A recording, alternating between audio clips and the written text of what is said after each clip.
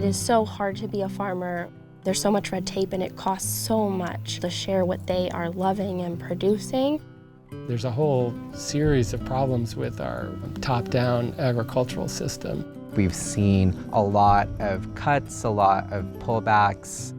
Every year it feels like I don't know what's going to happen.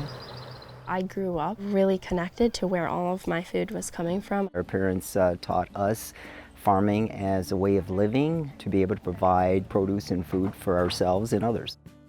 When we started farming, we thought, oh, well, we'll sell some of our product to the local school. And come to find out, they're mandated to take the lowest bid on food.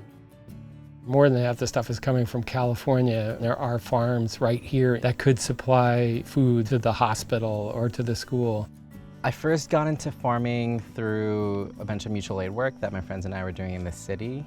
Essentially a journey of getting closer to where our food was coming from and getting to build an actual relationship with the folks who were growing our food. I grew up in the city and never had access to growing food. I started gardening upstate, got really into eating food that I grew.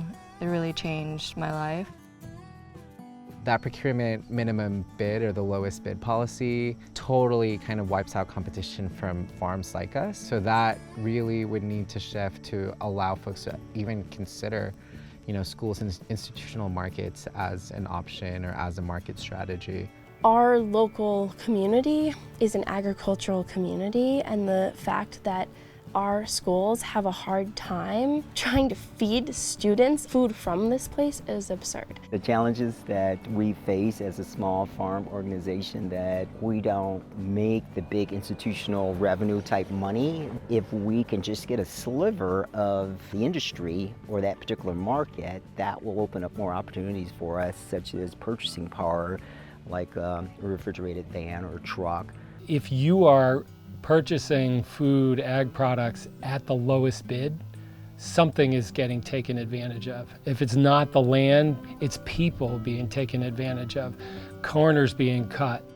We have so many amazing farmers who grow a multitude of really, really amazing product, and it's a shame that we can't feed that to our communities. Values-based food procurement would be a great way to support local farms because it would allow institutions to buy food from local farms and farms who take care of the soil and pay people well. In this area, I know that our school and our food service coordinator wants to do more value-based procurement from local farms. If given an opportunity, we would be able to source or provide fresh produce to institutions like schools and hospitals.